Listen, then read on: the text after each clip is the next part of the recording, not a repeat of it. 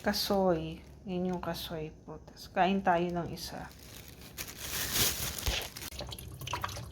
Para akong kumakain ng balimbing.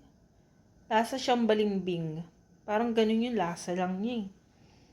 Yung kasoy. Kasoy. Sobrang katas niya compare sa balimbing. Naglulusak na yung mukha ko. Ang katas-katas niya. Ano siya eh? Mas matamis. Mas matamis siya kay balimbing. Pero hawig sila ng lasa. Tapos, ayun. Yun yung pakiramdam ko.